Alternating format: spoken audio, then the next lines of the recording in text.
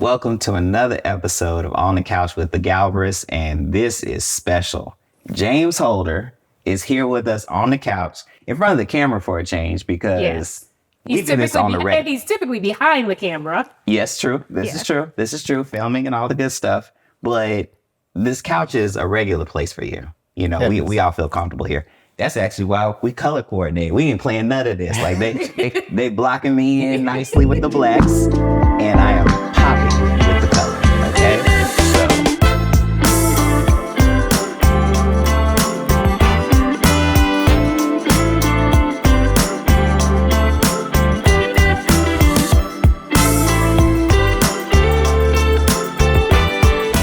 I'm George Galbraith.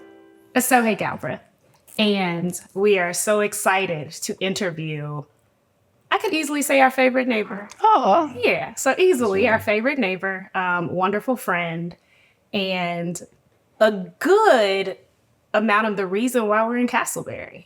So we're happy to have the couch back at home, back in Castleberry, but I don't know that we would be here without you. Oh, well, I could say the same. You two have pulled my feet out of the fire a couple of times as well, and definitely have set the course and trajectory for things that I'm doing. So one hand washes the other, I suppose. I appreciate that. Welcome. It's interesting because I think about our lives here in Castleberry, and I mean, you set the tone. We have had people in here for Art Stroll. Mm-hmm. We've had people in here for Paint and Sips. But we did all those things at your house first. Even we've had exhibits here. Yeah. Small exhibits. And we did all of that first with you in your home studio space. Yeah. We didn't know what that looked like before you. Wow. Yeah. Where did that even come from? When did you get comfortable? And I guess when did you even move to Castleberry officially, right? But when did you get comfortable with something like that? Okay. Like having people in your home? Or opening your home to people? Yeah, I think the artistry of it all, you know? Okay. I always had people in my home. So I'm trying to think, when did I start doing photography and doing studio work? Whenever that started, I always had people in my space. So if I was living at between undergrad and grad school, I lived at my mom's house for a few months. I had people at her house. Okay. You know what I mean? And I remember one day she came up, she was so livid, if you know my mom. Yeah. There was my bed at this point is in the living room.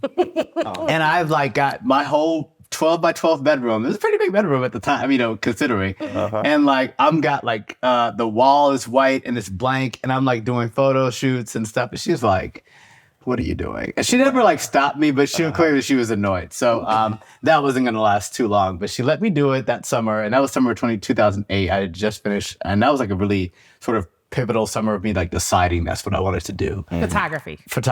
Mm-hmm. Then I went back to grad school at Tech, and I stayed there. And I remember I had this Japanese roommate who was super I love Japanese people, but he was super quiet and weird quiet. Mm-hmm. So he would complain about any type of noise. And I remember he wanted to not be roommates anymore. Now I remember we were fine though as friends. When he came to my house for Thanksgiving and he, for New Year's he did the soba noodle and the omoboshi leaf tradition that they do in Japan for me and everything at the apartment, but you just too loud for him. I was too loud, and he's talking about literally I'm in my room with headphones on, and he can hear the residual noise outside of my headphones through my door, through his door in the apartment. It was just he had a problem, and so I was like, okay, you can move. And so he left, and they never gave me another roommate. So I had this huge apartment on 10th Street for a year, right? Wow. Same rent. And I was like, okay, great. So so now it's a full-on studio, right? And that was when Your Face Here happened, because I had that empty apartment and no one to really check me on. I know that I kind of remember what Your Face Here was, but I don't know if George knows what it was. No, I don't think I recall that. Okay, so Your Face Here was... George. Yeah, oh, wow, okay. 2008 is before George. I didn't know George in 2008. Yeah, nah. Your Face Here was 2010, so when the Haitian earthquake happened, I had done a fundraiser that basically was I'll do photo shoots of people. You donate $50 to American Red Cross or Yale Haiti, and then I'll do, you show me the receipt and then I'll do the proof until we raised like a little over $10,000. Wow. So that was something that happened outside of that dorm room on 10th Street at Georgia Tech. So towards the end of that, I moved here. I probably had maybe a couple more months, like maybe another month of shooting, and I moved to 238 Walker Street. So the condos there. You never saw that one either. It's funny when you mention your unit on Walker. I don't I remember the event. I didn't know that as Castleberry then. Like Castleberry Hill didn't exist as a construct in my brain. That started when you moved to your unit on Peter Street. That was my introduction to the neighborhood and understanding the neighborhood. And your space always felt very international to me, right? Okay, so you walk out, you go out Walker Street, and you're gonna run into some chickens. Okay. Like literally, the community chickens are walking down Walker Street a lot. Like, and I miss them a little bit. I don't know where they are. They're still there. They're still there. Shout out to Curtis. Okay. For now, they're still there. Okay, I'm glad to hear that. You walk into your space during one of your events, and when I tell you the gear that people would dress up to go to your space, and they would wear their finest in whatever style they are into. The scents, like, you might light up something wonderful. You might have some new big plant that's randomly placed now, or even strategically placed. Yeah. And then even when you had the cooking show, I mean, I have never had caviar on deviled eggs before, but I loved it. It's funny because we talk about your artistry, and we start off thinking about photography, but culinary, fashion, interior design, architecture, all these things, and that's why I think we really appreciate you as a friend, because we get all of this stuff. You're gonna invite us over to have caviar on deviled eggs, right? We're going to have Liberian collard greens. Yeah. We're going to see you in something that is inspirational and aspirational, ooh. And it makes you feel like you're somewhere else. And if you're not feeling like you want to go somewhere else, I want to be somewhere else. I want to experience all these things. And so all of those experiences, I think, round out who you are and kind of what you've meant to us and how you've inspired us to travel and eat and do and dress. Well, first of all, I'm not inspired y'all to travel because y'all been to so many farther along and beyond places than I have. So no, I didn't inspire that. But I thank you. Well, just keep in mind, I didn't travel like this before I met her. Okay. So, it all did happen. Y'all inspired around each other. The time. I love it. Yeah, just saying, But no, I appreciate that. I mean, there's definitely a level of intention behind all of those events and connections. I love, and like you said, it's everything. It's how does the place smell? How does the place look? What is the lighting scheme? What is I mean, I remember first coming here and that first year, I don't know what prompted me to do this, but I was like, I'm going to throw a New Year's party. I had no furniture. I had That's the best way to have a party. Right. Anyway. Come to find out, yes. So I did this New Year's party for 3 years, and I still, you doing a party this year? That was 10 years ago, sir. I'm not, you know what I mean? Or people I'll see people in the neighborhood, they'd be like, oh, you still live over here? Man, I remember when you had that New Year's party. Oh my God. And so I think it all started with the random New Year's party, just kind of creating a space, setting a tone. Okay, Jacqueline was on meatballs. Everybody brought a bottle. You know what I mean? It was really nothing. It's never been this whole experiment or this thing, but just kind of okay, what would you want to experience? You know what I mean? And you want somewhere to sit, kind of. You want somewhere to, you want something to look at. You want something to talk about. And then you want something to eat and something to drink. And that's pretty much, that's the genesis of all the planning. Yeah, but I think, so when you say you haven't inspired us to travel, just understand that our inspirations come from experiences. Okay. And so our experience might be in your home looking at your photography work. It could be your photographs of Liberia. We still haven't been, right? But it doesn't mean it hasn't inspired us to go somewhere and want to see something. Right. When we went to Cuba, I often thought of you, and I don't know why. I don't know that we've ever talked about Cuba, but there was a familiarity there in the people and the food and the movement and the dress and the colors. And I think that was kind of came from some of our conversations and our time together. That's interesting. It is interesting that you say that. My sister just got back from the Bahamas? No, she went to Bermuda. Okay. And she said Bermuda reminded me so much of Liberia. Wow. So there's something about this that diaspora, right? Like I think that's if I had to put what my perspective is on everything, it's very much like diaspora. Like I can get with the Southern Americans, I can get with the Caribbeans, even though I've never been to the Caribbean. I love like Creole, Cajun, anything. I love West Africa, South Africa. I'll get to East at some point. We'll see about North. I don't know. Yeah. You know, but so it's just kind of like that is, then maybe that's like a through line, but I think there are those connections that exist in various cultures around the world. And I think I love drawing the connections between those cultures. And maybe that's what people are experiencing when they hang out with me. I don't know. Yeah. And so I guess just to reset a little bit, so you are in the Galbreaths collection, okay? Oh, yeah. So we have this beautiful piece of yours, actually the largest piece at the time that we had owned. Large photograph, maybe the first photography 24 by 36-ish, and you know? the first photography piece we purchased. And the first photography piece we purchased. Obviously, you're in the Galbreaths collection book, okay? And you shot the photos for the Galbreaths collection book. Before we knew it was a book. Before we knew it was a book. Yeah. Totally fine. So you came along with us on that journey. Right. You know, but the relationship started way before. Like we'll sit around here and talk. And I was thinking about George's first show, right? Like we just curated an exhibit of his former students at Hidden Gallery at Peter Street Station. Okay. That's their first time exhibiting kind of at that scale. And these are 28, 30-year-old people now, right? Like nice young men.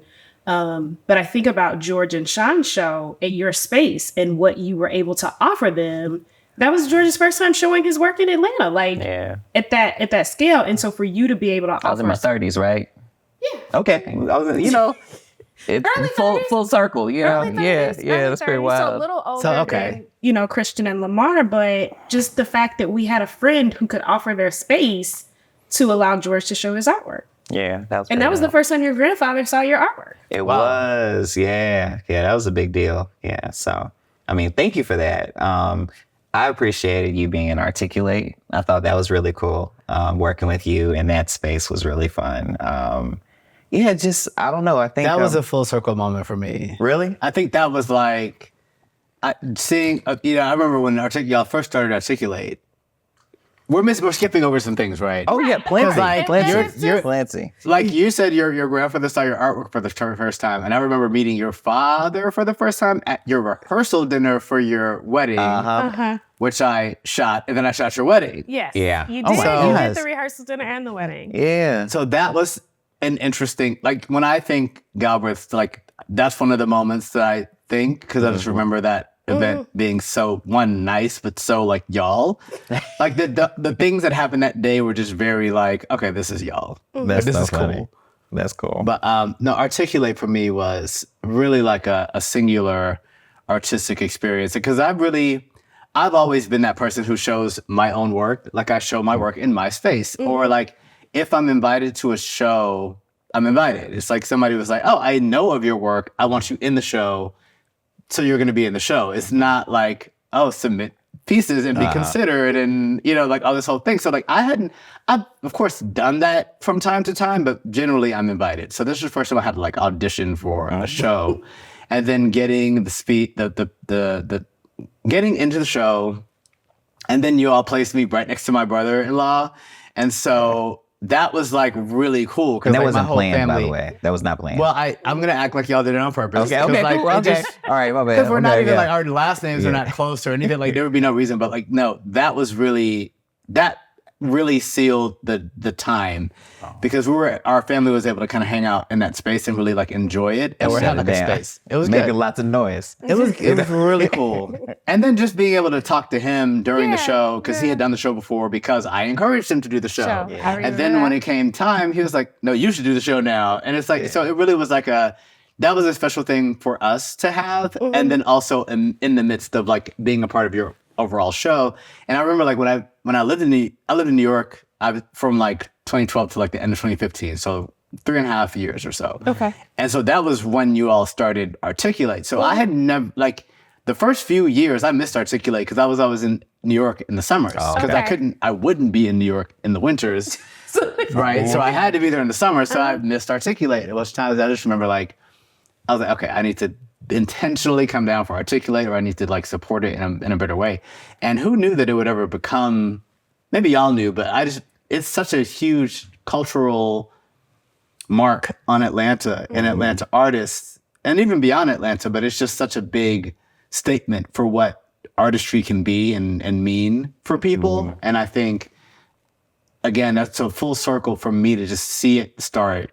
And then I did the 11th year, I think. Yeah. To be in the 11th year is like a big deal. It was cool for me to have you submit for Articulate. And it wasn't because you told me you don't typically submit your work, but like I remember when I saw your submission come through, like I was excited, like James said yes to Articulate. You were willing to put your artistry out there to be judged or accepted or declined or whatever. And that meant a lot, because I know that like when you have personal relationships, it can be even more awkward, right? Right. Do I get in? Do I not get in or whatever?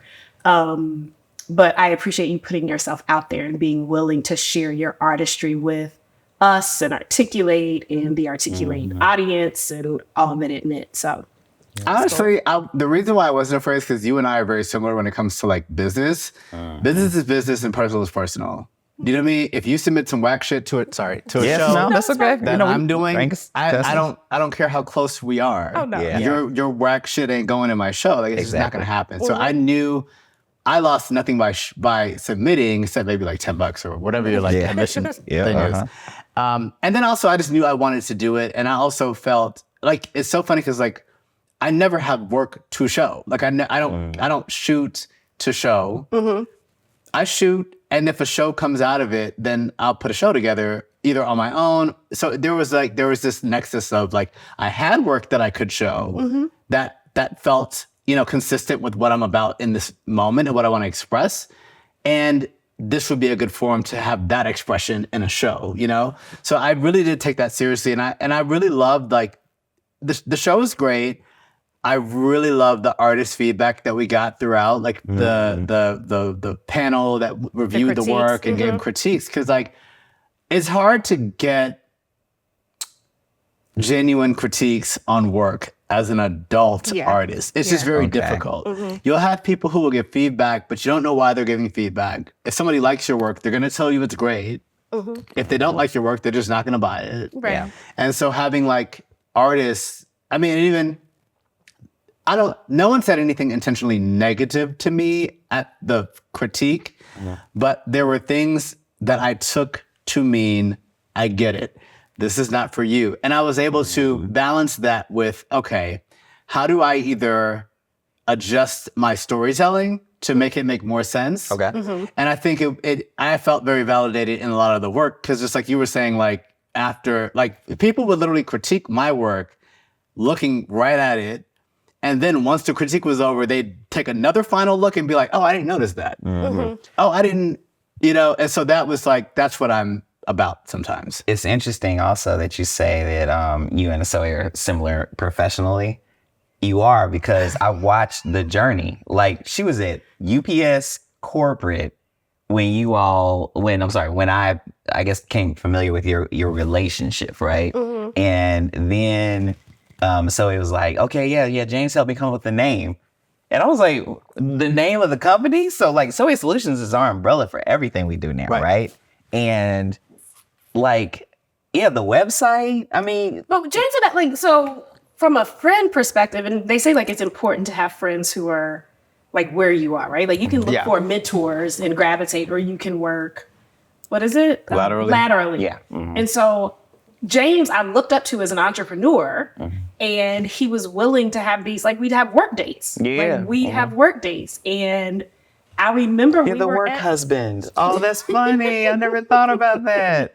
Yeah, I get that. Okay. Yeah.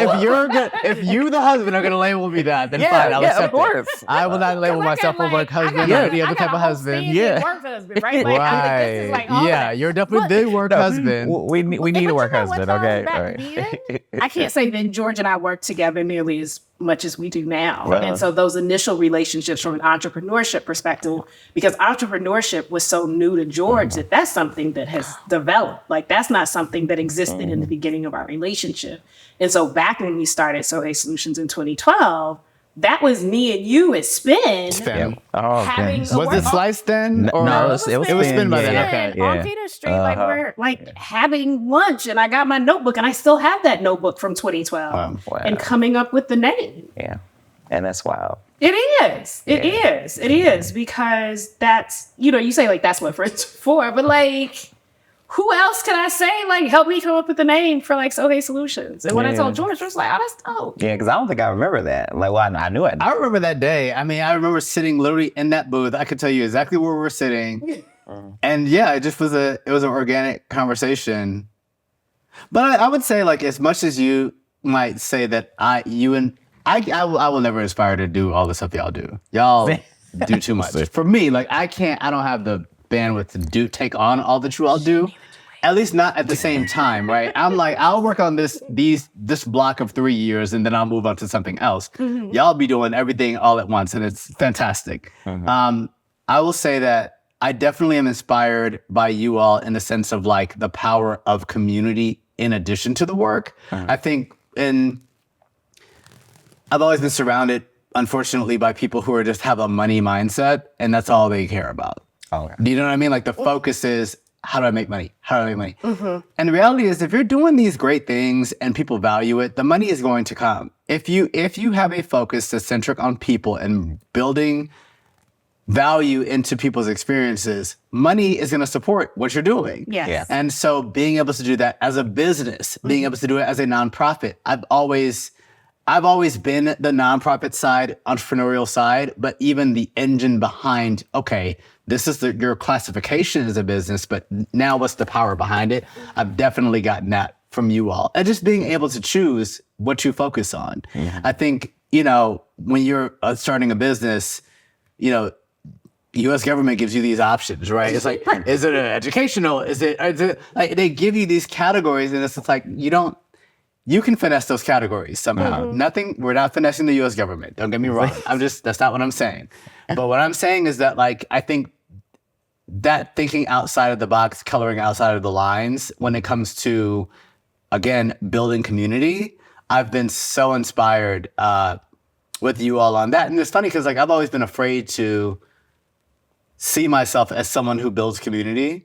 I don't know why. I think I've, like, I did a lot of leadership at Georgia Tech, and it's like, as much community as I built at Georgia Tech, it's like, there were people who just didn't find a place in the communities I was building. Okay. And they made it known. You know what I mean? And so I always had that in the back of my head, like, I did that wrong, or that didn't go so well. What was cool, last weekend, they had the Leaders and Legends Gala. 6 people were honored. And I think I might have posted about this, but 6 people were honored at this awards ceremony. And you're talking about, I mean, in this room is literally like the first person who attended Georgia Tech, the first person who graduated from Georgia Tech, the first Black woman to graduate from Georgia Tech, first Black person, not, like it's like a Black thing. And it's like person after person is getting up and they're acknowledging me in their speeches. People I ain't talked to in years. I might not have talked to you in 10 years. You literally, and James Holder did this, and this is what he contributed, and da-da-da-da. And it was insane, because like nobody else is getting mentioned, right? Like you literally have like Olympic athletes in the room. You literally have like Fortune 500 CEOs in this room. Like, but I'm the one that people are talking about things that I did damn near 20 years ago at Georgia Tech. And so that just happened. I just got that sort of validation. And then at some point, one of the people next to me was like, so why are you not getting an award? Wow. Like, but that to me is like, that's validation. That's your award, right? That's the award. Yeah. And it also gave me the license to say, you know what? I know I have it, but I really do have it to build communities and create these opportunities and be convicted and feel the freedom to do that and not feel like I have this obligation to prove that I can do it right this time or whatever. I think for us, there's this focus on, man, how could I have been better in this space? How could I have better impacted this person? How could I have salvaged this relationship here? You know? And that just gives me a little thoughtfulness to take away from this particular conversation. For all the things that I think about, how could we have done that better? How could I have not pissed this person off? How could I have been there for this person? Why didn't I get this? You know, it's to remember all the times that we did get it right. Yeah. And hey, we might as well say it. Since you're moving, you know, we're not gonna ponder on this because I'll cry. That's fine. We'll just cheers to you and your next neighborhood and making it as amazing a community as you make Castleberry. Cheers.